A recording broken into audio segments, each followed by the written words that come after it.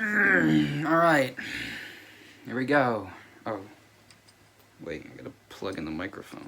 Pixar! You know them, you love them, and if you don't love them, well, I mean, you don't hate them, right? Pixar is probably the most respected animation studio out there. Their production values are insane, they always make you cry, and because of how rarely they release new movies, there's almost always this immeasurable hype every time a new one gets announced. So naturally, I've seen all of their movies, and now I feel like ranking them. I definitely won't be putting nearly as much effort into this video as I did the Blue Sky one. I don't have a script for this video, but I still wanted to do this, so this is every Pixar movie ranked as of 2021. Let's get into it.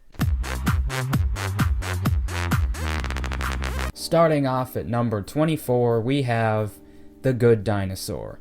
This is possibly the most boring movie I've ever seen. It's incredible how much nothing they managed to put into this 90-minute long movie. I mean, the animation is incredible and the performances are fine, so the only thing left to criticize is the story, which is just so utterly non-existent. Like, I could not tell you a single thing that happened, except for the dad dying, because, like, you know, of course there has to be a death of a parent, because it's, you know, Pixar. But yeah, I know this movie tried to have a super deep theme to it, but I just did not, yeah, maybe I just didn't get it, but, like, there was nothing in this movie at all to enjoy. Like,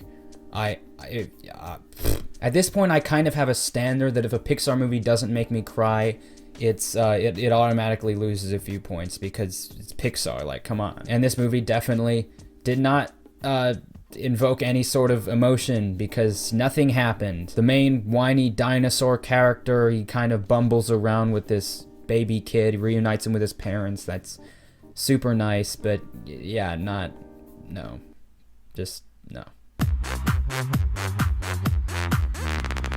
Next up is Onward, a movie I thought would be really good from the trailers but turned out to be a pile of garbage. I'm not gonna pretend like my initial disappointment didn't factor into this placement at all, but like, it's just not a very good movie. Everything that happens is like super forced, like nothing happens naturally. I don't think the themes about, you know, brothers, love and stuff was explored very well because Barley is just an idiot and Chris Pratt's performance is less than enjoyable. Like I said in my 2020 ranking video, there was something about it that just made it feel less like a Pixar movie. All the character designs were like really weird and doughy, and the juxtaposition between like magical fairy creatures and like human technology was just really weird and made it impossible for me to like be invested. But at least I could like see the part where they were trying to invoke emotion. Like I could see someone crying during this movie, but I did not, because it's just not good. If you want to hear more about why I didn't like this movie, then go watch my 2020 ranking video. I really don't understand Brave at all. I don't really get the point of it. I don't really understand like the theme that it was trying to go for. This girl turns her mom into a bear. They have mother-daughter bonding time in the woods. Their dad is trying to hunt them down, and then there's this freaking ancient tale about these four brothers, and you know, when I first watched this movie, I was like, okay, well, I didn't really get that, but like, it's really popular, I must just not be smart enough. But then when I saw critics reviewing this movie online, I was like, oh yeah, I'm not the only one who thought this movie was stupid. It has some good moments, like the part where Merida shoots an arrow through does the double bullseye thing, but yeah, I didn't get it.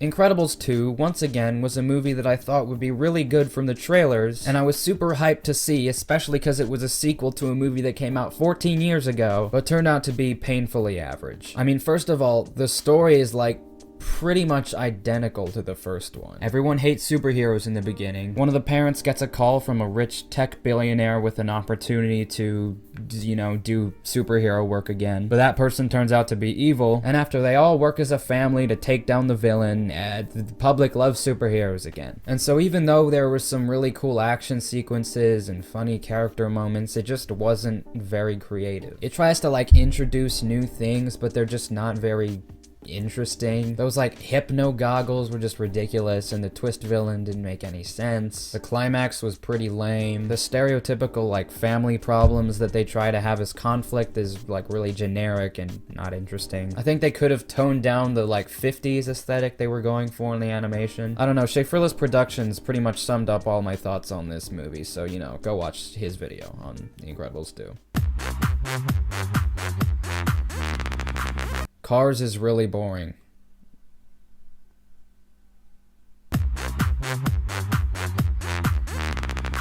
A Bug's Life wasn't a super memorable movie to me, but it was nonetheless a fairly enjoyable time. I know it's a classic, but I don't really connect with the themes very much. I don't have a lot critically to say, because I honestly don't remember a lot of it. But I definitely feel good placing it above all those other movies I just listed, because it's a movie.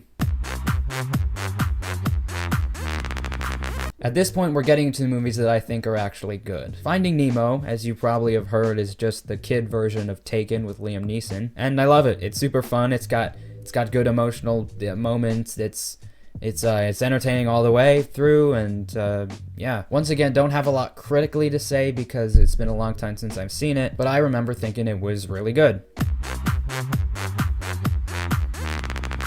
I was actually really surprised at how good Monsters University was. When I first saw the trailer for this, I was like, yeah, this did not need to exist. But it actually brought new stuff to the table thematically, which actually made it feel almost like a different movie. There were a few fan service moments for people who like the originals. They go, oh yeah, I remember that from Monsters, Inc. But yeah, to my pleasant surprise, it was its own unique thing. How Mike and Sully met and became friends in the first movie probably wasn't a question you had, but you know, this movie answers it, and it's great. You can see how this big scary guy and this tiny not scary guy initially are rivals, but then, you know, they work together, and it's really good. And the concept of monsters going to college, which I initially thought was stupid, it actually worked itself into a lot of, you know, funny moments, and it was really entertaining. So yeah, I do recommend it, but not because you like the original. It's minimally related to the original. Like, the themes are completely different, the setting is different. Anyway, moving on.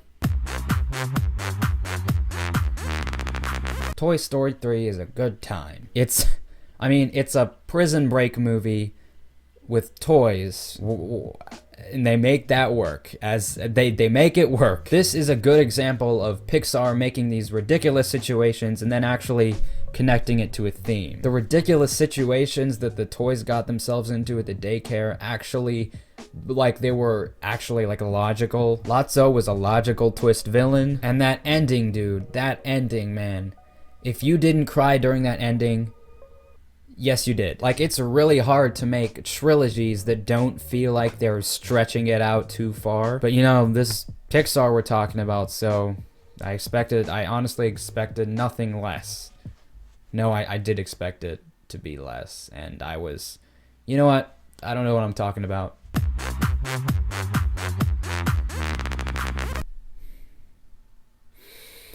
Yes, ladies and gentlemen, Cars 2 has made it to number 15 in this list. I unironically love this movie. I honestly do not understand why so many critics just hate this movie. Like, it's so much better than the first movie because it utilizes the, like, just utterly stupid concept of cars who are sentient, which the first movie didn't really utilize that fact to any major themes. And then Cars 2 just takes it all the way and turns into an epic spy thriller. It's funny, it's exciting. The plot makes no sense at all, but it makes no sense in a good way, if you know what I'm talking about. It almost makes more sense because, you know, spy cars are a thing that spies have in spy movies, you know? They always have these tricked out cars with gadgets inside of them. But what if the spies were the cars and they could control the gadgets because they're the cars? And Mater was honestly the most interesting character from the first movie, so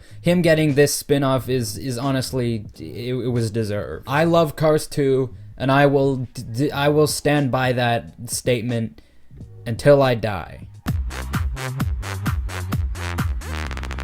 The only reason I'm putting Finding Dory above Finding Nemo is because I didn't really connect very personally to either of the themes in either movie, but Dory is just a really funny character, and the antics they get up to in this movie are really entertaining. As opposed to Finding Nemo, where there was less focus on, like, comedy. I mean, I guess I just don't appreciate the classics. I didn't grow up on them, and, like, I guess I'm not intelligent enough for Pixar movies, but yeah, I just like Finding Dory better because it's a lot more entertaining.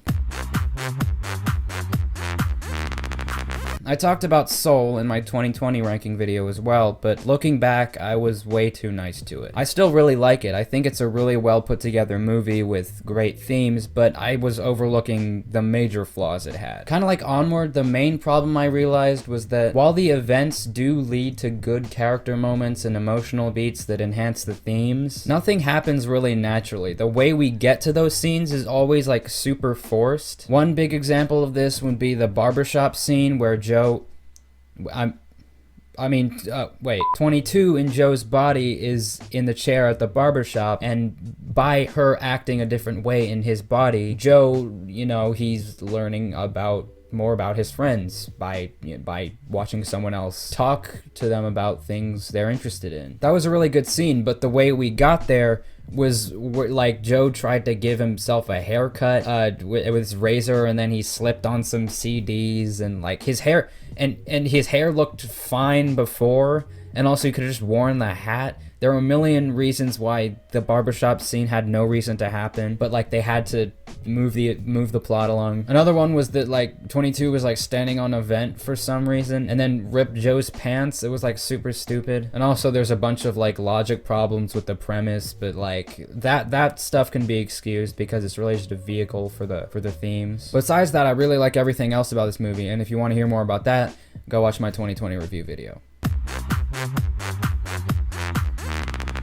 Up is a rare case where the best scene in the movie is the first one, and it kind of doesn't get better from there. It kind of just goes down. It doesn't go like really far down. It doesn't get bad, but it doesn't get better. I mean, that being said, I still really like this movie, and I think it's the first Pixar movie I cried during. It's definitely Pixar's most grounded in reality. Like, the world is the most realistic. Like, there's no magical element. The only part of this movie that couldn't happen in real life is, the balloon house thing. So in that sense, the themes are way more relatable. I'm always a sucker for these, like, father-son type relationship bonding stories. Like, I always love those. The premise manages to keep itself interesting, even though like its main thing is that it has a house lifted up by balloons. That doesn't sound like a super interesting movie concept, but they make it work. And yeah, it goes without being said that this movie's a classic. It's the, like, when you think sad Pixar movie, you think the first scene in Up. So yeah, not one of Pixar's best, but a very good thing. Cars 3 is easily the best one. Now, the child inside of me wants to put Cars 2 above it because of all the epic spy action, but the movie critic in me cannot ignore the fact that there are, like, pretty much no themes present in Cars 2. Cars 3, on the other hand, actually has a solid theme that it explores really well, with Lightning McQueen coming to terms with its age and, like, passing on the passing on the baton to this younger racer. And this time the story was actually more relevant to the fact that everyone is cars. There was some really fun stuff in there, like the part where they went to the demolition derby, and the whole thing where it was like technologically advanced cars. But on top of the fun car stuff, I can actually say that it had a solid emotional core. I liked the character of Cruz, I think was her name, and how she was like being mentored by Lightning McQueen. They somehow managed to take this conceptually ridiculous franchise and turn it into something watchable. And this is Cars we're talking about, so like that's pretty spectacular that they managed to do that. Luca is The Little Mermaid meets Call Me By Your Name. But if you ignore the fact that this movie's story is, kind of unoriginal, it's actually pretty good. Out of all the Pixar movies, I think Luca has the smallest scale. Like, the whole thing takes place in this little town. The characters aren't trying to, like, save the world. They're not going on these crazy adventures. It's just two bros hanging out in Italy and trying to win a bike race. And it's wonderful. I love it. It's these two bros being bros. I love it so much. Jack Dylan Grazer's performance performance as Alberto is one of the funniest animated movie performances I've seen in a while. I honestly think they should have just cut the sea monster part and just had them be normal kids in Italy. That would have been a great movie. I mean, I guess it's kind of obligatory that animated movies have to have some sort of fantastical element to them, because, I mean, what's the point of making an animated movie if it's just stuff that could happen in real life? Although I believe the sea monster thing didn't really contribute to the plot a lot, and it was just there for a bunch of, you know, physical slapstick jokes, I don't think it bogged down the movie at all. It was just really fun watching these kids play together and work together to win this race. And, you know, there's some drama between that bully kid, but it's just a really fun time. It's an adorable little movie. And also there was a lot of pasta. There was a lot of pasta eating, and I love pasta a lot. Oh yeah, and there's that theory going around that this movie is a metaphor for, you know, being gay, and I don't know if that's true, but if it is, great. Toy Story 2 is probably the first time I remember thinking, wow, sequels can actually be good. This movie does a really good job, like, building off of the first movie. That's always, like, a really difficult thing to do. Like, the first movie is conclusive with, like, maybe, like, elements of a cliffhanger you could potentially write in. All of the movies kind of have this thing where Woody has to decide, like, play with kid or not play with kid. And this property is proven to be really diverse with the ways it can, like, have these events, but they can also relate to the real world. I don't know if any of that made sense, but, like, the new characters it introduces, great. I love Jesse and Bullseye. Love that chicken man. I love the subplot with the Buzzes. And, you know, this time after Buzz has, you know, gotten a sense of the real world, I like how they flipped the script and actually had Buzz teach Woody a lesson. Great themes, great, you know, everything, great sequel. Monsters, Inc. is a big old punch to the gut. I don't know why this movie exists, but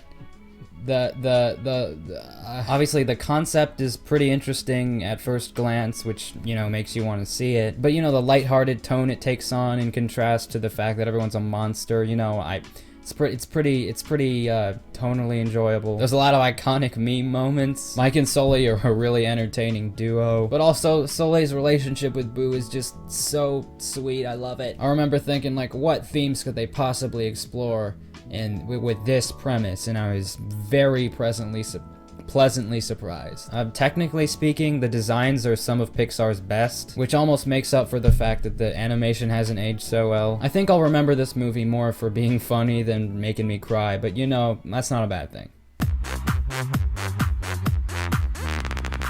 Toy Story 4 shocked me with how good it was, considering how conclusive the third one was and how, you know, their trend of making sequels was not so good. Once again, I was like, where could they possibly take this after Toy Story 3? And, like, it delivered so hard. First off, they answered a big question, which was, where was Bo Peep during Toy Story 3? And then we find out Bo Peep has become this vigilante ninja, like, running around to, like, playgrounds and stuff to be played with, and it's just conceptually it's really interesting. But they managed to pull off one last emotionally just scarring, no, that's not the right word, so emotionally impactful story about these toys. The animation, I feel like they were flexing extra hard in Toy Story 4 with the lighting and stuff. The new characters they introduced, like Forky, Gabby, Keanu Reeves, Keegan-Michael Key, and Jordan Peele. They were all actually, like, not annoying, and they were developed fairly well, which made me, you know, like, invested. But yeah, it was a really satisfying ending, even though, you know, Toy Story 3 had a satisfying ending. This one is even more satisfying ending, and it was just that ending, dude. Oh my god. So go watch Toy Story 4. For those of you who think it's not good and haven't watched it yet, it's good. Watch it. WALL-E is a love story between two robots. and it's amazing. I just love everything about this movie. It's first of all, it's robots. So when I was like 6 and I watched WALL-E, I was like, oh hell yeah, robots. But it's like the dystopian future this movie sets up where everyone's fat and they live on a spaceship. It's just like immediately appealing to kids who come and watch this movie. But God, what an just amazing love story between these robots. They like, it's amazing how they create such emotionally powerful character dynamic development with no words. Like, it's so mind-blowingly amazing how they do that. That's what I mainly remember, the relationship between WALL-E and Eve. I just enjoyed the premise too, like everyone drinks their meals out of a cup. I mean, there's that film theory that, you know, everyone on the Axiom is a cannibal, but we're gonna ignore that. And dude, the fact that the main villain was a steering wheel, like, come on. But yeah, I think this is visual storytelling at its finest. Robot love story. As great as the sequels were, you can't beat the original. Toy Story is as classic Pixar gets. I mean, obviously, yeah, it was their first movie, but for a first movie, and also the first 3D movie ever, somehow to me it still feels new and ahead of its time. There's a lot of creativity in the premise, the writing is good, it's a believable story. Love the performances from Tom Hanks and Woody Allen. Another one that I don't think will go down in history as being like super emotionally powerful, but still really fun time. All the reasons that I love Ratatouille are pretty much summed up in this video that Schaeferless Productions made, so... But yeah, again, this is one of Pixar's more, like, realistic type movies. The fantastical element, obviously, being that rats can cook. And also the hair-pulling thing, where, you know, he pulls the hair and it moves his arm, which they never try to explain, but that's what makes it work. They just never even attempt to explain it. They're just like, I don't know, I guess this is a thing. And that self-awareness just, you know, it makes it, I'm just like, okay, I guess this is the thing. At first I was like, okay, pretty generic story. Main character wants to do something that his dad doesn't think he should do because that's not what everyone else does. And then he does it and proves his dad wrong, you know, pretty typical. And I mean, that is what it is, but it does much more than that. Remy and Linguini are really interesting characters. It's kind of hard for me to explain how I feel about them, but I'll try to. I mean, there's something about a human and a rat, like, becoming friends that is just, like, it's like, that's the kind of thing that sticks in your head in a... Sorry. That's the kind of thing that sticks in your head in a movie. And I don't think I'm intelligent enough to fully grasp the themes they were going for. When I watched the Schaeferless Productions video, I was like, oh, yeah, I didn't pick up on that. But yeah, now I see how clever it was, how they addressed these themes using this utterly ridiculous premise, like a rat cooking gourmet food. And so even though I don't entirely get it, I'll be rewatching this every few years. You know how Pixar is well known for making movies that really just tug at your feelings? What if they actually made a movie about feelings? Inside Out is just... Inside Out has just so much emotion in it.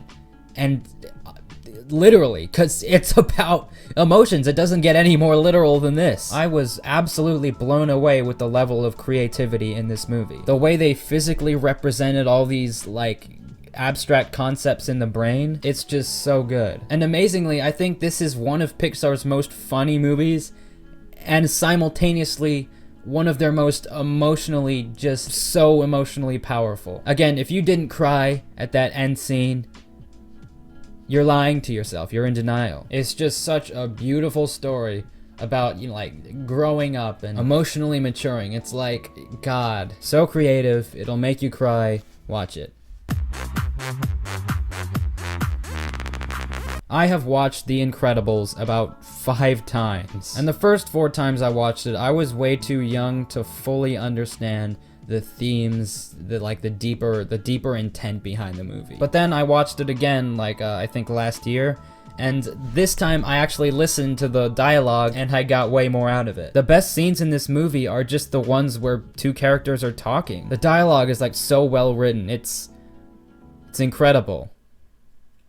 Please don't unsubscribe. Like the scene where the guy from The Princess Bride is lecturing Bob on like company ethics and stuff. Me watching it at 15 years old versus at 8 years old, I actually understood what they were saying during that scene, and I actually laughed out loud really hard. And also the scene where Helen and Bob are arguing after Bob gets home late. It just like so perfectly captures an actual argument that a couple would have. It's like, I love it. And even though like it's a family of superheroes, like the family theme is like never pushed off to the side. It's like really well integrated. Syndrome is really entertaining and also threatening as a villain. His origins are believable. The action obviously is really good. That's what put it up so high for me as an 8-year-old. Everything about the writing is like pretty much flawless. It's just a really nice, like, I think slice of life is the term. Slice of life movie, but they're also superheroes, so it's like an added bonus. But yet again, The Incredibles isn't a super emotionally impactful movie, which is why